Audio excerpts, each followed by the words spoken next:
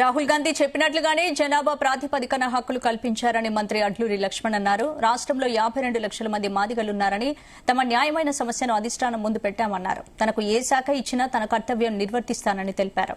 రాబోయే స్థానిక సంస్థల ఎన్నికల్లో మరింత ఉత్సాహంతో పనిచేసి అత్యధిక స్థానాలు కైవసం చేసుకుంటామంటున్న మంత్రి అడ్లూరి లక్ష్మణ్తో మా ప్రతినిధి సతీష్ ఫేస్ టు ఫేస్.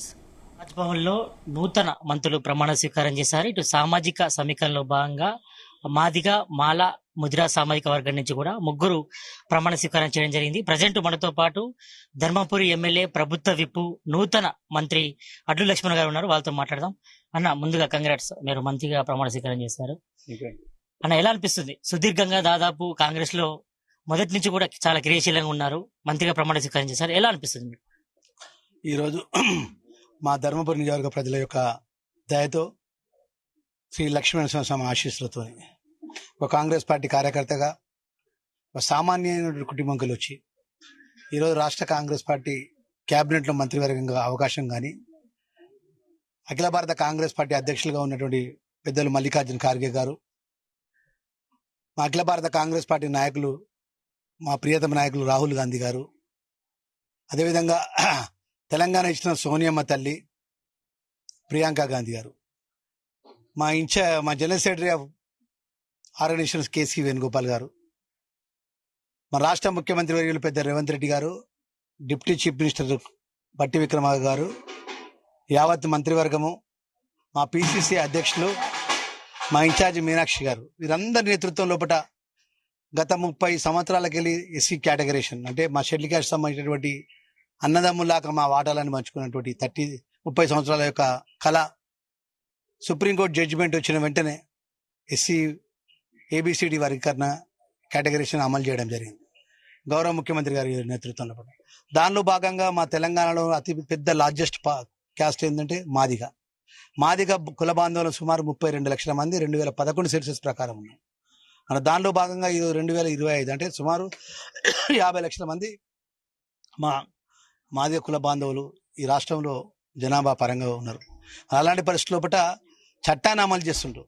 మరి చట్టాన్ని అమలు చేసే విషయంలో మంత్రివర్గంలో 6 మంత్రివర్గంలో ఒకటి మాదిగా చెందిన 6 శాసనసభ్యులు గౌరవ తుంగతుర్తి ఎమ్మెల్యే మందల శామ్యుల్ గారు, అదేవిధంగా మానకొండూరు ఎమ్మెల్యే కవంపల్లి సత్యనారాయణ గారు, నకరకల్ ఎమ్మెల్యే వీరేశం గారు, మా జుక్కల్ ఎమ్మెల్యే లక్ష్మీకాంతం గారు, మా యాదన్న కాళ యాదన్న చేవెళ్ళ, మేమందరం కలిసి కూడా అఖిల భారత కాంగ్రెస్ పార్టీపై ఏదైతే దేశంలో ఉన్నటువంటి అన్ని వర్గాలకు మేలు జరగాలన్నటువంటి ఏదైతే కాంగ్రెస్ పార్టీ ఆలోచన, రాహుల్ గాంధీ గారి ఆలోచన, ఎంతమంది అయితే జనాభా ఉంటుందో అంతమంది ఫలితాలు ఆ జనాభా ప్రాతిపదిక వరకు వాళ్ళకి హక్కు దొరకాలి, వాళ్ళకు మేలు జరగాలని చెప్పేసి సోషల్ జస్టిస్ పరంగా ఈరోజు నేను కానీ నా మాదిగ కులానికి చెప్పిన 32 లక్షల మంది అతిపెద్ద కులం ఈ రాష్ట్రంలో, సుమారు 6 ఎమ్మెల్యేల మందంగా ఏకగ్రీవంగా మా దాంట్లో ఎవరికి శాసనసభ మంత్రిగా ఇస్తే మా శాసనసభ్యులందరం కూడా మాకు అభ్యంతరం లేదని చెప్పి మనం చేయడం జరిగింది. ఈలో భాగంగా ఈరోజు ఈ రాష్ట్రంలో ఉన్నటువంటి అఖిల భారత కాంగ్రెస్ పార్టీ నాయకత్వంతో ఈ రాష్ట్రంలో ఉన్న జనాభా ప్రతిపాదన ప్రకారం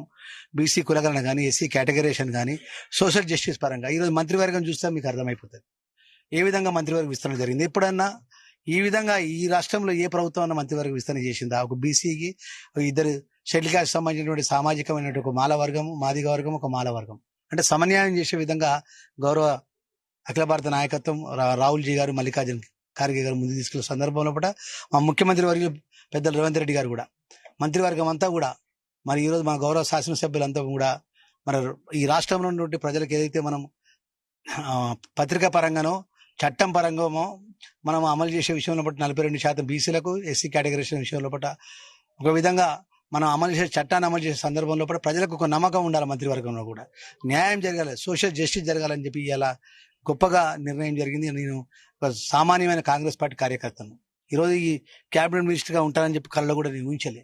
కాంగ్రెస్ పార్టీ గొప్పతనం ఇదే, అన్ని వర్గాలకు కూడా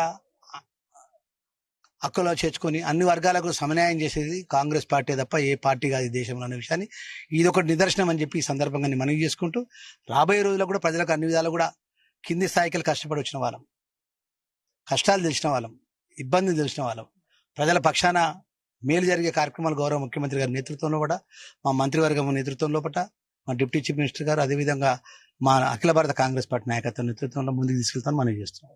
అంటే ఈ మధ్య కాలంలో మాదిగ సామాజిక వర్గం చెందిన నేతలు అంటే ఎమ్మెల్యేలంతా కూడా ఇటు సీఎం రేవంత్ రెడ్డితో పాటు ఏఐసిసి కీలక నేతలు కూడా కలిసి మంత్రివర్గాల చోటు కోసం కూడా తీవ్ర ప్రయత్నం చేశాను కూడా.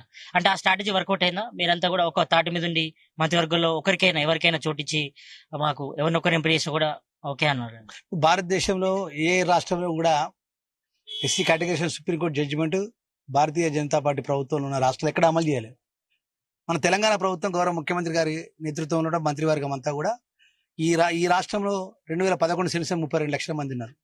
మరి 32 లక్షల మందికి ఉన్నప్పుడు బిల్ పాస్ చేసినప్పుడు మంత్రివర్గంలో కూడా అలా అవకాశం ఇస్తే తప్పిందనే ఒక ఆలోచన కూడా అఖిల భారత కాంగ్రెస్ పార్టీ రాష్ట్ర నాయకత్వం కూడా ఆలోచన చేసి ఈ రోజు మాకు అవకాశం ఇవ్వడం జరిగింది. మేము ఒకటే మాట చెప్పినాం, నేను సాయంత్రం కూడా ముఖ్యమంత్రి గారు కలిసినప్పుడు చెప్పినాం, మా ఆరుగురికి ఎవరికి ఇచ్చినప్పుడు అభ్యంతరం లేదు సార్. ఎవరికొకరికి ఇచ్చినా ఆరుగురికి ఇచ్చినట్టే. మా 32 లక్షల మంది జనాభా మా కుల బాంధవుల పక్షాన మేము ప్రాతినిధ్య మంత్రివర్గం చేస్తామనేటువంటి అవకాశాన్ని మాకు ఇవ్వాలని చెప్పి మేము మనవి చేయడం జరిగింది. మా మనవిని కూడా వాళ్ళు కన్సిడర్ చేసింది. అంటే మీకు ఈ 10 వస్తారని అనుకున్నారా ముందుగానే? అంటే ఇంకా చాలా మంది సీనియర్లు ఉన్నారు కదా, అంటే ఇటు మాదిగ కానీ మాల సామాజిక వర్గం కూడా ఎప్పుడైనా ఊహించారు? ఇప్పుడు మేము 84 నుంచి ఎన్ఎస్ఏలో పనిచేస్తున్నాం, యూనియన్ కాంగ్రెస్ లో పనిచేసినాం, కాంగ్రెస్ పార్టీ పనిచేసినాం, రాష్ట్ర కాంగ్రెస్ పార్టీ ప్రధాన కార్యదర్శిగా పనిచేసినాం. 2006లో ధర్మారం జెడ్పీటీసీగా అయినా, 2010లో జిల్లా పరిషత్ చైర్పర్సన్ గా ఉమ్మడి కరీంనగర్ జిల్లాకు చైర్పర్సన్ గా పనిచేసిన, అదేవిధంగా రాష్ట్ర ఎస్సీ కార్పొరేషన్ చైర్మన్ గా పనిచేసిన, బొత్స సత్యనారాయణ పిసిసి అధ్యక్షుడిగా ఉన్నప్పుడు రాష్ట్ర కాంగ్రెస్ పార్టీ ప్రధాన కార్యదర్శిగా పనిచేసిన. మరి ఇన్ని పదవులు ఇవాళ 84 నుంచి సుమారు 2025, అంటే ఈ సుదీర్ఘమైనటువంటి మా ప్రజా జీవితం లోపల, మా రాజకీయంగా ప్రస్తావన లోపల ప్రజల పక్షాన మేము ఎప్పుడు కూడా ప్రతిపక్షంలో ఉన్నప్పటికీ కూడా మనం మేము 2018లో గెలిచినాక ఓడిపోయినట్టు ప్రకటించినా కూడా ప్రజల మధ్యలో ఉన్నాం. ఆ విధంగా ప్రజల పక్షాన మేము నిరంతరం మేము పనిచేస్తున్నటువంటి సందర్భంలో ఒక మామూలు కార్యకర్తకు ఈరోజు ఈ యొక్క కాంగ్రెస్ పార్టీ అవకాశం ఇవ్వడం అనేది గొప్ప విషయం. అంటే కాంగ్రెస్ హైకమాండ్ కూడా త్వరలో అంటే జూలై నెలలో స్థానిక సంస్థల ఎన్నికలు రాబోతున్నాయి కాబట్టి దానిలో భాగంగానే ఇటు సామాజిక సమీకరణలో భాగంగా మాదిగ మాల బీసీ కేటగిరీ నుంచి కూడా మంత్రులుగా మిమ్మల్ని తీసుకున్నారని మీరు భావిస్తున్నారా? దేశంలో ఇంత పెద్ద గొప్పగా సోషల్ జస్టిస్ ఉన్నటువంటి రాజకీయ పార్టీ ఏదని చెప్పండి. ఇలా మల్లికార్జున ఖార్గే గారిని అఖిల భారత కాంగ్రెస్ పార్టీ అధ్యక్షుడిగా, దళిత వర్గం చెందినటువంటి నాయకుడిగా ఎంపిక చేసిన సోనియా గాంధీ. అదేవిధంగా ఒక ఆర్థిక శాస్త్రవేత్తను ప్రధానమంత్రిని చేసినారు.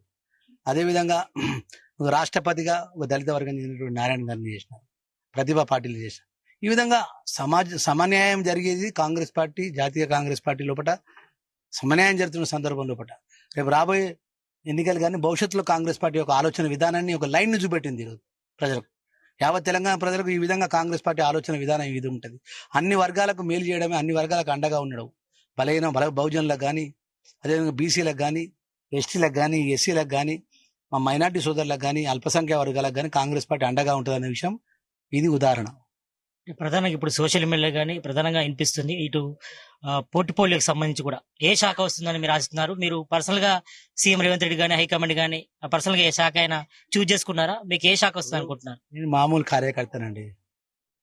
ధర్మపురి ప్రజల దయతో, ఆ నరసింహస్వామి దయతో నేను ఎమ్మెల్యేనే అయినా, మా ధర్మపురి ప్రజలు ఓట్లు ఇస్తే ఎమ్మెల్యే అయినా, మా గౌరవ అఖిల భారత కాంగ్రెస్ పార్టీ నాయకత్వం, మన రాష్ట్ర ముఖ్యమంత్రి వర్గంలో మా మంత్రివర్గం ఏ అవకాశం, ఏ బాధ్యత అయిపోయినా కూడా కింద వాళ్ళం ప్రజల పక్షాన మేము నిరంతరం పనిచేస్తాం తప్ప ఫలానా పోర్ట్ఫోలియో అని అడిగేటువంటి అవకాశం ఈరోజు చాలా సంతోషకరమైన రోజు. రాష్ట్ర కేబినెట్ గా నేను ప్రమాణ స్వీకారం నాలాంటి 2023కు ముందు, డిసెంబర్కు ముందు ఏంది మా పరిస్థితి?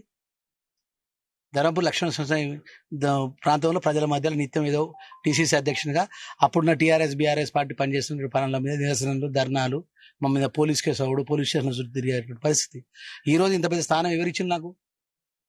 Social justice. ఇది సోనియా గాంధీ, ఇది రాహుల్ గాంధీ లైన్. ఇది పేదవాళ్ళ పార్టీ, ఇది బహుజనుల పార్టీ, ఇవాళ అల్పసంఖ్యాకుల పార్టీ కాంగ్రెస్ పార్టీ. నాలాంటోడు క్యాబినెట్ మినిస్టర్ అవ్వడం అంత గొప్పగా, దాంట్లో పోర్ట్ఫోలియో గురించి సంబంధమే లేదండి. ఏ పోర్ట్ఫోలియో ఇచ్చినా ఇబ్బంది లేదు. మా ముఖ్యమంత్రి యొక్క నిర్ణయమే శిరాధార్యం. అంటే ప్రధానంగా సాంఘిక సంక్షేమ శాఖ మంత్రిగా మీకు ఇస్తారని కూడా ప్రచారం జరుగుతుంది. ఏ శాఖ ఇచ్చినా ఇబ్బంది లేదు.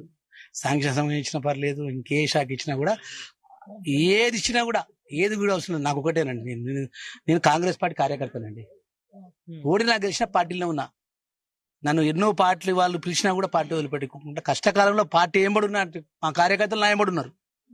ధర్మపురి ప్రజల కార్యకర్తలంతా మా అన్న గెలిస్తే మేము గెలుస్తాం అనేది 2009 నుంచి 2023 వరకు నాయంబడి ఉన్నారు మా కార్యకర్తలంతా. మా లక్ష్మణ్ కుమార్ అన్న గెలిస్తే మేము గెలిచినట్టు అని చెప్పి కాంగ్రెస్ జెండా నమ్ముకొని మా కార్యకర్తలు ఉండి ఇవాళ నన్ను గెలిపించిన ఆ లక్ష్మణ ఆశీస్సులతోని, కాంగ్రెస్ పార్టీ ఆశీస్సులతో నేను మంత్రిగా ప్రమాణ స్వీకారం చేయడం జరిగింది. చివరి ఏం చెప్పదలుచుకున్నారు మీ ధర్మపురికి సంబంధించి నియోజకవర్గ ప్రజలకు గానీ రాబోయే రోజుల్లో మీ ముందున్న లక్ష్యాలేంటి, ప్రజలకు ఏం చెప్పదలుచుకున్నారు మీ ధర్మపురి నియోజకవర్గం? 2014 నుంచి 23 వరకు మా ధర్మపురి దైవక్షేత్రం, ధర్మపురి నియోజకవర్గం అంతా అన్ని విధాలా కూడా వెనక్కి నెట్టిపోయబడ్డది. ఎందుకంటే 2014 ముందు ఉద్యమకారుడుగా ఉన్నటువంటి ఏదైతే తెలంగాణ ఉద్యమకారుడుగా ఉన్నటువంటి మాజీ ముఖ్యమంత్రి కేసీఆర్ మా 2014 ఎన్నికలు ఏమన్నాయంటే మా ధర్మపురి లక్ష్మణ దైవక్షేత్రానికి 500 కోట్ల రూపాయలు ఇస్తా, ఇక్కడ నేను మొత్తం యోగాలు చేసిన, యజ్ఞాలు చేసిన, మా టెంపుల్ క్షేత్రం అంతా టెంపుల్ సిటీగా ప్రకటిస్తా, ఇక్కడ ఉన్నట్టు గోదావరి నీళ్ళకి 1,00,000 ఎకరాలకు నీళ్ళు ఇచ్చి మొత్తం గోదావరి నీళ్ళంతా కూడా ధర్మపురి నియోజకవర్గం రైతాంగా నీళ్ళు ఇస్తానండి. ఏం చేసిండు? మా నీళ్లు అంటే మా ధర్మపురి నియోజకవర్గానికి సంబంధించిన గోదావరి తలాపుకు ఉంటుంది, మా నీళ్లు మొత్తం ఎక్కడికి పోతున్నాయి? దొరగారి రాజ్యానికి పోతున్నాయి. కేసీఆర్ రాజ్యానికి గజ్వేల్కు, కేటీఆర్ రాజ్యానికి సిరిసిల్లకు, హరీష్ రావు రాజ్యానికి సిద్దిపేటకు పోతున్నాయి. అంటే 10 సంవత్సరాలు 2014 నుంచి 23 నుంచి సాగునీరులో మేము వెనకపోయాం. మా నీళ్లు మాకు నీళ్ళ చుక్క రాదు, గోదావరి తలాపు ఉంటుంది, మాకు నీళ్ళు రావు. మా దగ్గర రిజర్వాయర్ ఉంటుంది, మా దగ్గరనే అడిషనల్ టీఎంసీ సంబంధించినటువంటి ఆ ప్రాజెక్టులు నడిస్తే మాకు ఒక నీళ్ళ చుక్కియారు. మా నీళ్ళు ఎటు పట్టుకపోతారు రా అంటే పైకి పట్టుకుపోతారు. ఈ విధంగా సాగునీరు విషయంలో అన్యాయం లేదు. మాకు ఇంటర్మీడియట్ తర్వాత మాకు మా నియోజకవర్గం డిగ్రీ కళాశాల లేదండి. మాకు లాస్ట్ చెప్పుకుంటే బాధ అయితే మా రెవెన్యూ డివిజన్ లేదు మా ధర్మపురికి. 9 తర్వాత బస్ లేదు, బస్ ట్రిప్ అంత విధంగా అన్ని విధాల వెనుకబడ్డటువంటి మా ప్రాంతాన్ని అన్ని రంగాల్లో అభివృద్ధి విషయం లోపల శక్తి వంచన లేకుండా గౌరవ ముఖ్యమంత్రి రేవంత్ రెడ్డి గారి నేతృత్వం లోపల ఒక సామాజికమైన న్యాయం చేసి 32 లక్షల కుటుంబాల మాదిగా మా కుల బాంధవుల యొక్క, మా 6 ఎమ్మెల్యేల యొక్క శ్రమ, కష్టము, ఆలోచన పరంగా ఈరోజు ఇచ్చిన అవకాశాన్ని సద్వినియోగం చేసుకొని మా ధర్మపురి ప్రజలకు ఏదైతే అవసరాలు, సాగునీరు కానీ, తాగునీరు కానీ, నిరుద్యోగ యువకులకు సంబంధించినటువంటి చదువు విషయంలో కానీ, ఇంకా అదేవిధంగా ఆరోగ్య విషయంలో, హాస్పిటల్ అన్ని విధాలు కూడా నా శక్తివంతం లేకుండా నా ముఖ్యమంత్రి గారి నేతృత్వంలో నిధులు తీసుకొస్తానే విషయాన్ని మనం చేస్తాం. ప్రమాణ స్వీకారం చేసిన తర్వాత మరి ఇటు ప్రజల సంక్షేమం కోసం, అభివృద్ధి కోసం, మరి రాష్ట్ర అభివృద్ధి ధ్యేయంగా తను పనిచేస్తానని కూడా మంత్రి అడ్లు లక్ష్మణ్ తెలుపుతున్నారు. కెమెరామ్యాన్ రామారావుతో సతీష్, జీ3 న్యూస్.